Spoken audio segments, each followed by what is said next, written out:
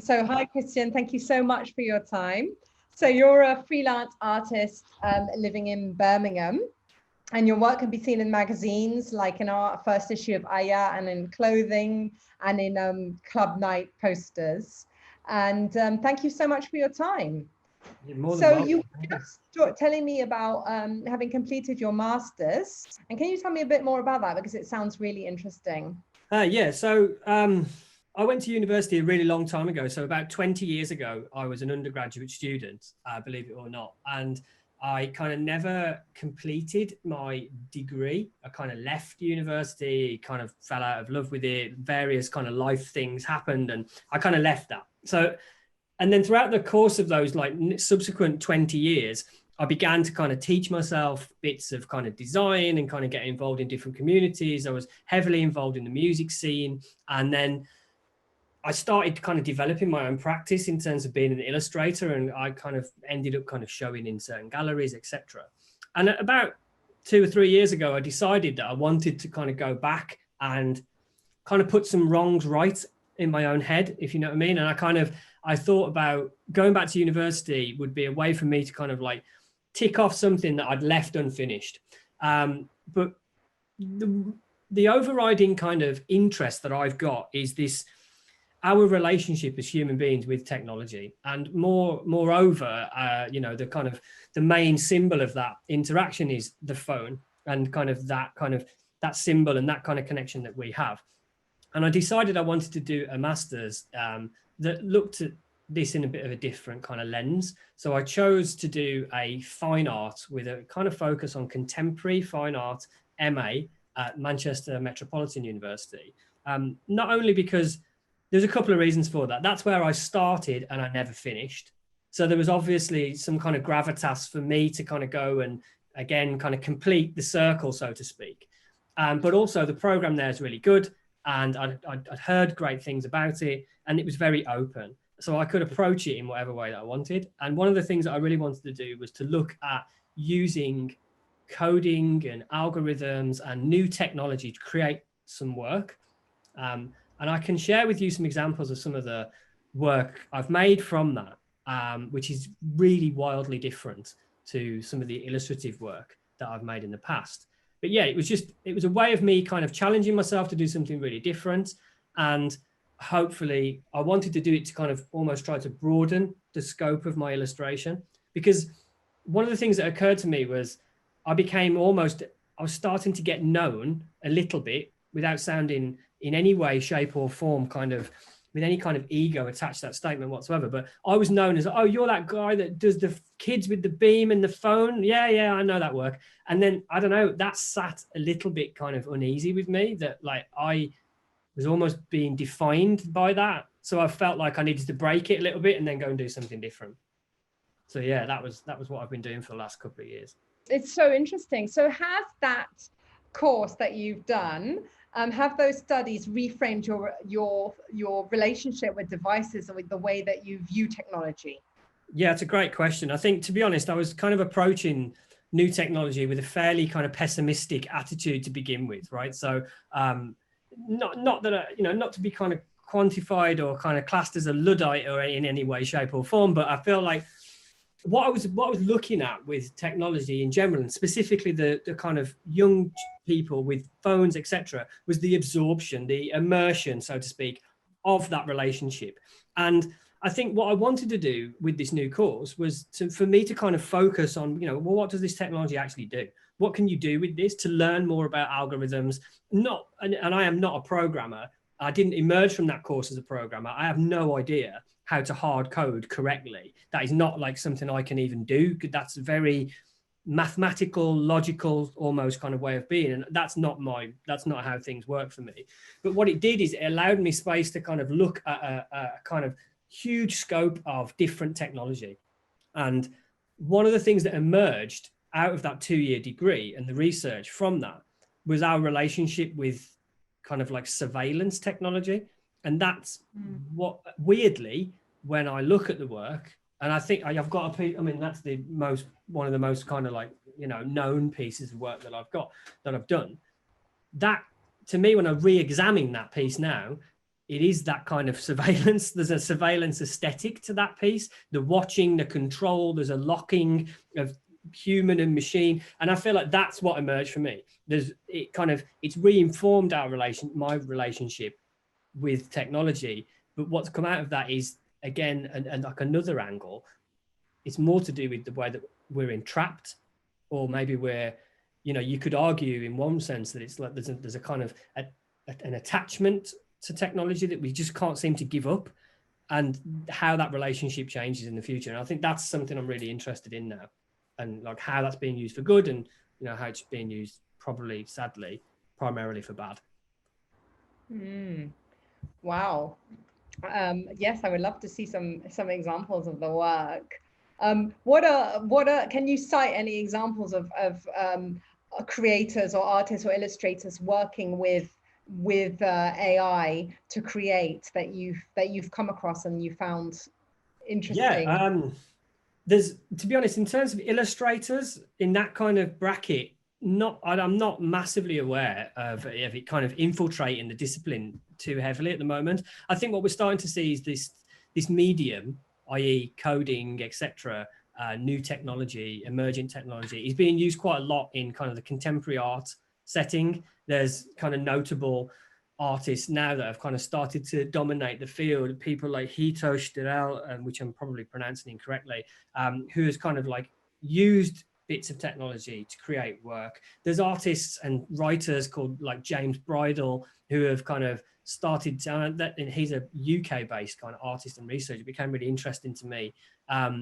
that kind of start to look at our relationship with this technology and what it's actually doing to us. And as I went on the research process, we're starting to see things like the first ever AI created portrait being sold at Sotheby's for X amount of money, and we're starting to see blockchain artwork appear and all these other new kind of objects and things. And I think that there's so much, there's so much kind of variety now. And I think what we're seeing is like a splinter of so many different creators that some of it's falling into the mainstream, as it were, but there's an awful lot. I think that you could kind of go out and find people utilizing this new tech. And like I said, in terms of illustration, I'm sure there are many kind of artists using AI or whatever to kind of utilize that as a medium. It's just I'm not massively aware of them, and it's certainly not. I don't think it's kind of fell into the broad way that illustrators potentially, make work and use materials yet. Got it. So this brings me on to a question about creativity. And so you mentioned the work created by an AI sold at Sotheby's, and there's AI have written articles for The Guardian and things like that, which I always find really interesting, because when you read it, you couldn't tell whether it's done by a machine. So do you think, and they're saying that creativity is one of the key skills for the future that machines aren't going to be able to replicate. Yeah. Do you think creativity can be taught? Oh, it's a really big question. It's a really important question. I think I might need to reframe my answer to that. I don't know whether taught is the right idea, or whether it can be harbored or yield from such a thing. I think that might be the way that I would like to approach it. I think you can definitely encourage the process of creativity in many, many different ways. And I guess, if you were sitting here and you're having a conversation with a really kind of, amazing computer programmer, mathematician, there's an element of creativity that will come into that process when we delve into pure mathematics, etc. And I'm sure that, they would be able to talk to you for a long time about what that means. For me, I'm not sure. It's one of those, again, it's in the distant future still, isn't it? That kind of machines will learn creativity. It's the kind of last bastion, I suppose, right? So we're now seeing computers that can do many things: fly planes, drive cars, hoover your house, do whatever. There's so many different interactions between us and robots and computers and AI. But the last bastion does seem to be this kind of angle of creativity. And I guess it really comes down to an understanding for me of what actually that is. And I don't know whether we know, or whether we should know, or whether it should be this untapped area that's left alone, because an AI works from the very things that we feed it, right? So it works from a multitude and a massive amount of data that humans have created, collected, sifted through, labeled, and then given to an AI to kind of go, there you go, learn some stuff. Obviously, it's not as easy as that at all. But that's what's interesting to me, is the AI is operating upon things that we have given it. So what we see from the AI is really this kind of new but kind of enmeshed version of the old. So, there's a lot of talk at the moment about kind of artificial intelligences holding bias that's been kind of hard coded into their system. So, the whole ImageNet scandal, when predictive policing algorithms were being used in various different places across the world, those databases from ImageNet were kind of racist. They were made racist because people were biased and maybe unconsciously or consciously categorized certain images, which then hard coded bias into those AI systems. And I think that's an interesting thing to think about, that, these systems that we're coming forward are made by us, they're informed by us. So therefore, the creative stuff that we're seeing coming out, if you teach an AI to look at 10,000 different angles and images of a Rembrandt, it will spit out something that looks like a Rembrandt.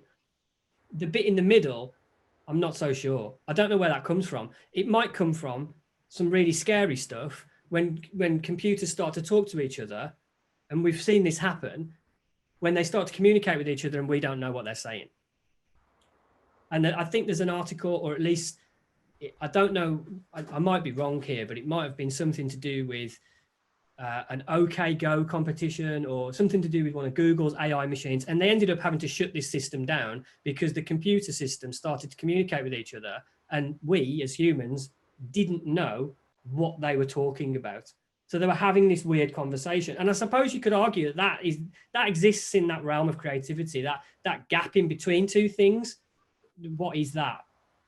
It's a big question, so it's okay, but I'm kind of interested in this idea about nurturing skills in the youth who are on devices all the time, and looking at the technologies that are apparently there to nurture creativity and to let the youth create. There's so many tools that let them create and become designers or creators in a way. And I just wonder what's your opinion on those kind of tools. That's a really fantastic question, and one that I have a lot have time for and some kind of interest in. I'm an educator in the UK. I work as an illustration lecturer at Birmingham City University, and I've got a real interest in the way that young people kind of utilize this tech, and like you said, what you said there about how it enables them to create.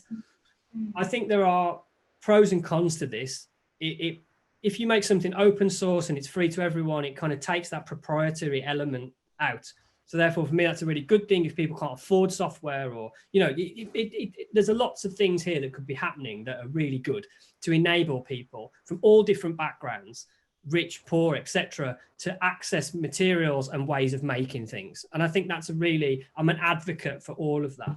What worries me is the proprietary nature of things being locked in. So, when you look at a lot of illustrators, for example, now use Procreate, which is an amazing resource, right? And it's an amazing kind of program. And it's not, this statement isn't to devalue that in any way, but it kind of, for me, it's interesting to look at what's offered. So, what brushes, the formats.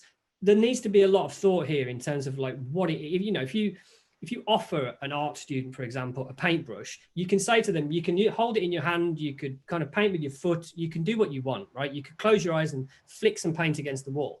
And that level of serendipity, that level of kind of chance or just risk, is that really being facilitated with some of this tech? And I feel like the more proprietary it becomes, because again, it's a marketable object, right? So these businesses, these companies have the prerogative to sell lots more of this thing, this software, this program, this app, whatever it is. I'm worried that kind of there'll be too much control over what you're allowed to do with it.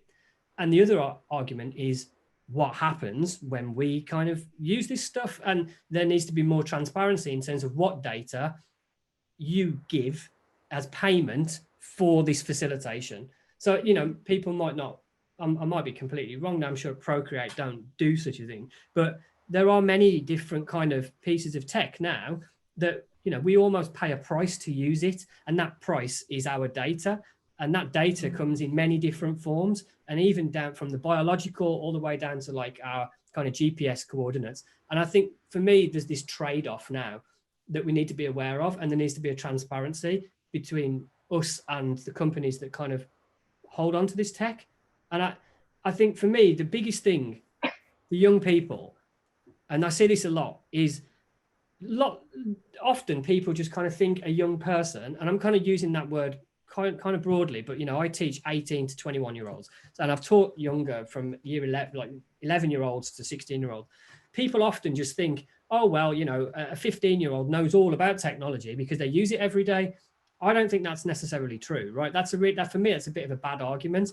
I think there needs to be much more done to educate young people and to make sense of the technology, what it does, how it works, what it can yield, what you can do with it afterwards. You can't just expect a young person to kind of know how the technological world works because they're good on an iPhone. There's a whole set of stuff there that they just don't understand. They don't know how algorithms work. They don't know what data is being traded off.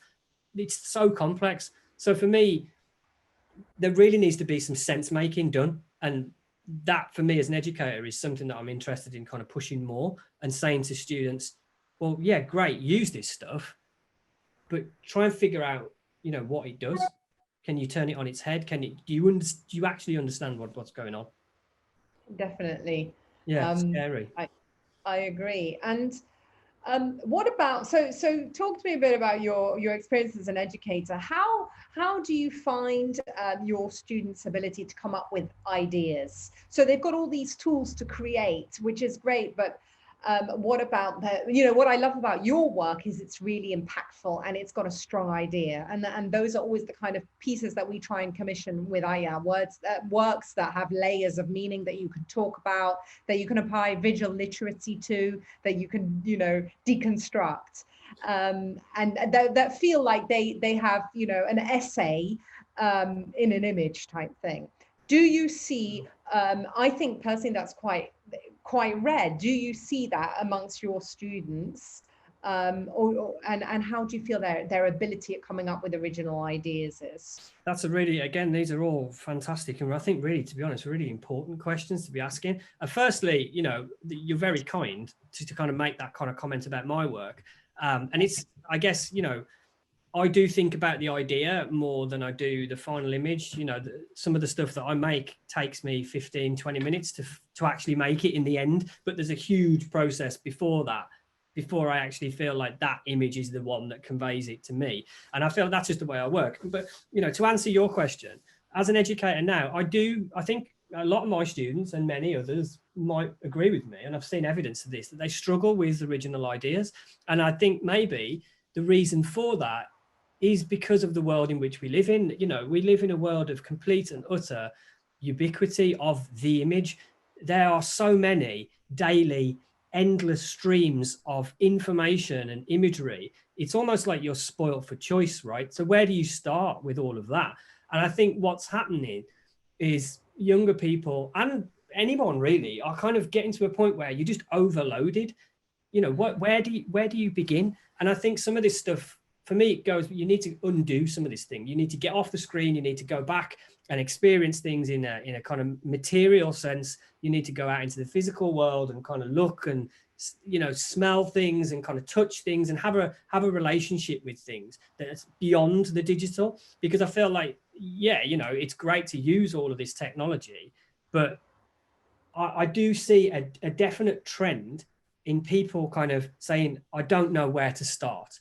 And the other angle for me, which is even more important, is, the comparison to everybody else. You now are presented with a steady stream every single day of other creators, other people, other makers, other kind of folk doing whatever in the world. And you look at that and you compare yourself to this, and you kind of undo the work you do before you even do it. And I know a lot of students struggle with that. Oh, my work's not as good as X. I wish I could do things like Y. And, really, people need to understand that some of this content, A, isn't real, and B, there's a really strange thing happening in the art world, I feel like I'm seeing now, especially in the illustration community, is there's almost like a pressure to deliver a piece of work, something new every day to keep your followers. They say, you know, I'm using the they term as for the people who run platforms like Instagram. Oh, how do you become popular on Instagram? Make a post every single day, play to the algorithm. You know, well, what's that doing to somebody who can't do that piece of work on a Monday morning? You know, if you haven't got the drive to do that, or you don't make any work for 2 weeks, are you a failure? Do you lose followers? And if you slip out of that loop, what happens to you? So for me, that's a really, really important thing to kind of think, well, in a way, like kind of screw the algorithm. Like, you know, you shouldn't be making work for the algorithm, full stop. That's the end, really. You should be making work for you. And if someone sees it and it gains traction for whatever reason, then you assess that later, right? So I feel like, yeah, there's a real issue at play. And sadly, I feel like it's only going to get worse because these platforms have become, probably Instagram mainly has become the most dominant for in the Western world, maybe more so the most dominant kind of way in which artwork is kind of showcased, shared and commented on. Yeah, no, here as well, in Singapore as well. So going back, Kristian, to your process, that work that goes in before you create your image, which you say is actually sometimes more work than actually making the image. How do you get your ideas? How does that happen? Well, what is that process? It's a complicated one for me. I think it's a mixture of many things, you know, just kind of my experience of the world, you know, news, current affairs, kind of changes in the world will inform me. And I kind of, you know, obviously look at this stuff and kind of think about this stuff a lot and kind of read a lot, news and kind of different articles about things. I read a fair bit. I think that kind of, and the stuff I read all kind of correlates around the same kind of area, you know, like kind of new media, new technology, kind of pervasive technology, etc. So that my reading kind of informs what I do. But like me just being a person in the world and also being around young people all the time, you know, I kind of, in an anthropological sense, I get to experience that on a daily basis, right? So I get to see what impact this is having on people. And I have 2 children myself, like they're only small. So one's 4.5 and the other's 1.5.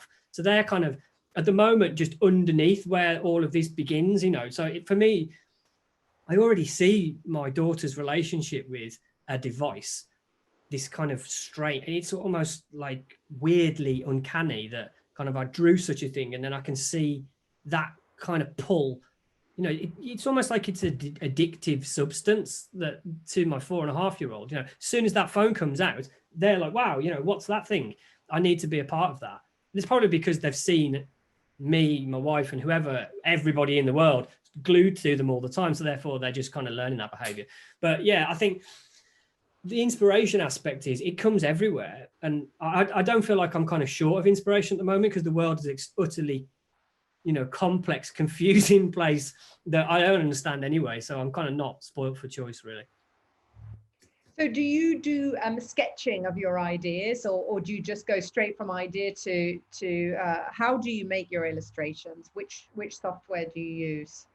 Okay. So I kind of work in like a traditional way. I still use pens and stuff and I kind of collect, I'm looking around here to see if I have an example of one, but I don't. I've got a collection in the other room of kind of vintage children's books. Kind of from the 1920s and before. So some of the books in there are over 100 years old. And it could start with me looking at a pose. It could look at the scenario that I'm presented with. So, you know, that kind of illustration from that period. For me, there was always this kind of ideology when you look at this classic children's illustration of childhood being this kind of untouchable, perfect existence, right? So you look at illustrations from the 1920s in Britain and they're kind of children all very smiley and kind of playing in the garden. And there's this kind of wonderful kind of attachment to childhood being this beautiful, untouchable kind of space that should be nurtured. And I'm totally in agreement with that, by the way, but it doesn't display anything else, right? It doesn't show you anything else that goes on. And I think for me, what happens is you could alter that illustration by drawing a drone. You could literally draw a drone in the top of that image and the whole narrative of the image is changed, right? You could change one element and that element is often something that's associated, for me anyway, with our modern society. If you put an iPhone in the middle of that whole beautiful scene and one kid is just looking that way and all the rest of them are playing, again, the narrative is completely shifted. And that's because I've just implemented one thing of today's world, right? So, and I think that that's how I kind of go with it. So I'll kind of maybe sketch it out, borrow some of the posture, you know, like kind of poses and relationships to objects and things. And it kind of, maybe I'll draw one element and then I take it all into Photoshop at the end and just kind of move the composition around till it makes some kind of sense. But strangely, I don't really work with a lot of kind of composition, really. It's kind of, you know, the more the pieces that seems to have kind of ended up, you know, gaining a little bit more traction were the ones where the objects were just isolated and there was a lot of negative space. For me, like I mentioned earlier, I'm really interested as to where my work's going to go now, because I spent all these years developing, you know, a way of working illustratively. And I've got this other thing now where I'm working in algorithmically, if you like. And well, I don't know yet, like where they are, what will happen when the two of those intersect. I've yet to kind of really try to mash those two things together. So we don't know. I don't know. Maybe it'll be something very different. Yeah, got it. Well, that's reinventing yourself and growing, I guess, which is great.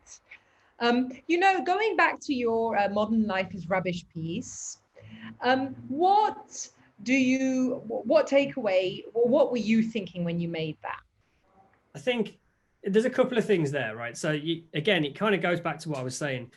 The images that you're presented with in these kind of very quintessentially British publications of childhood from the kind of 30s, 40s, 50s and beyond, right? So that was a consideration to me. The title is a complete steal, right? So when I grew up, one of the most dominant music acts of the time were Blur, and that's an album, right? So it was a track, sorry, and an album, I think, yes, called Modern Life is Rubbish. It was there to kind of take on that, the parody of kind of like society in the early 90s. So I kind of like, I stole that, because that was kind of like, when I was growing up, my view from around that kind of music culture was that kind of sense of modern life is rubbish for other reasons, right? But it feels like it's just still applicable now. And again, when I said when you look at that image, it's pretty basic, you know, they're eating their dinner, but all I did was make them all look at phones. And I hid the title in the background. But in terms of what makes it rubbish for me was that kind of lack of connection. And I'm sure, and many people have told me from looking at that piece of work that, oh yeah, that's what happens in our house. You know, around the dinner table, we have to take everyone's phones away, because if we don't, you'll all just get sucked into this kind of little, you know, separate kind of world and not talk to each other around the dinner table. So for me, it was just a kind of social commentary. And that piece is about 6 or 7 years old. So maybe it might be earlier than that, I don't know, maybe about 6 or 7 years old. So that was a while back now. That was kind of, I felt like I was making a comment on something that was happening. I could see this was happening. Facebook was big, but probably nowhere near as big as what it is now and as far reaching. And I'm sure it's a scene that parents up and down the country and across the world could probably appreciate, that, you know, if you're sitting together at a dinner table, which is classed as, you know, one of the kind of typical things that a family does, how is that interrupted now by technology? And sadly, I think it's really severely interrupted. It takes a lot for us to kind of, you know, we do it here at home, and, you know, put your phones away, everyone sits around the table. It's I think people it's kind of a reflection of modern life, and that people it's kind of uncomfortable but so true. And I think that's the impact of that image, and that's why it's timeless.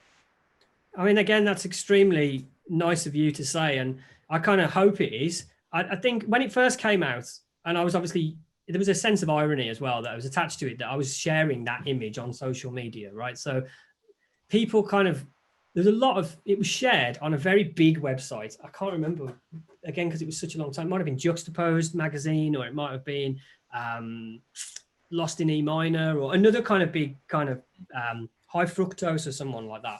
And there was a lot of comments underneath the image back about 7 years ago, where people were like, oh, what is this? You know, this guy just doesn't understand what new technology is, and, you know, how important it is, etc. And I wasn't coming from that angle, you know. Again, to use the word Luddite, you know, I'm not one to say that new technology is bad and we shouldn't use it. I think what happens is what we do with it. And that becomes always the most important thing for me. It's like, you know, you release these companies release these objects and things into the world, and we as people shape what they are. You know, I'm sure the designers of parts of the iPhone in their wildest dreams did not think what would happen. The same with Mark Zuckerberg and Facebook. Never thought it would be as far reaching and as complex as it has now become. And for me, you know, I hope it kind of serves as an image that kind of serves that time and it becomes a kind of timeless thing, but it also gets people are quite quick to shrug it off and say, oh, well, you know, everyone uses their phone. This guy's just kind of, what's he commenting on?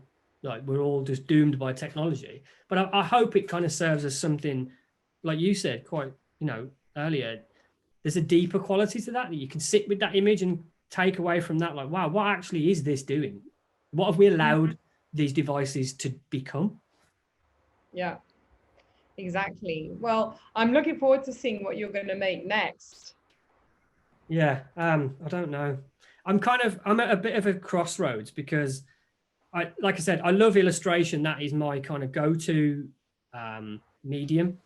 And, you know, I've kind of worked in that medium for a really long time, and it's always about making images. I'm really interested in making images, whatever they are. It's very different, very sculptural, kind of installation-based work where I was using technology to kind of make experiences. And I'm excited too to kind of see how I can bring the illustrative angle into the fold. But I don't know. I'm a big believer in kind of reinventing oneself, as you put it earlier. And I don't, you know, if you look at notable people, I'm sure everyone's aware, you know, like Picasso spending all that time just painting in one color, blue, and, you know, he only really started working the way he did towards the latter part of his career. And, you know, it's the one that we all know, but like I'm really into that idea that as an artist you kind of evolve with what's happening around you. And I know there's a huge amount of pressure on the illustration world. Well, not pressure is maybe the wrong word, but there's a lot of kind of focus on illustrators having a defined stylistic of work. For a multitude of reasons, I understand why that's applicable and why that works, right? But I personally don't really enjoy that. I don't really enjoy being known for that way of working, and then that's it. I think it kind of style and ways of working develops, and its ebbs and its flows, and it kind of changes. And you should allow that to change. Got it. Just want to go back to you as a parent, as a father. Have you thought about some of the ways that you're going to inculcate art, illustration, creativity in your kids' lives? Yeah, I mean, that's a great question to end with. It really is. And I think, you know, like many parents, as a new parent, and I would still classify myself as such, you know, it's a massive steep learning curve. And of course, I would love to see my children's kind of get the pleasure and enjoyment I do from art making. But I'm really kind of careful, both myself and my wife are really careful, just kind of leave that process very much open.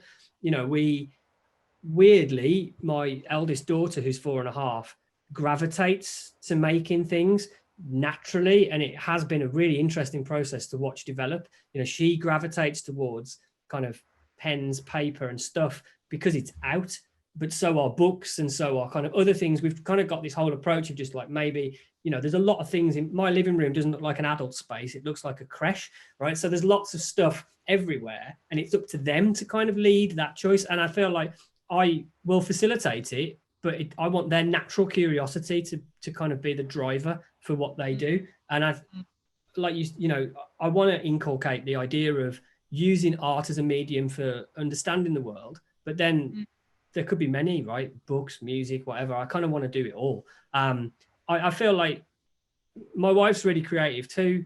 My daughter has now shown us that she's like stupidly creative, and she loves doing it. My other daughter, I don't know yet. She's still in the hitting everything with a hammer phase. So who knows what, what she'll do. But I think for me, we're just going to keep a broad kind of spectrum of things. And hopefully, like, you know, their curiosity will drive them in that direction. Great. Well, that's amazing, Kristian. Well, thank you so much. No, thank you. Thank you for asking me.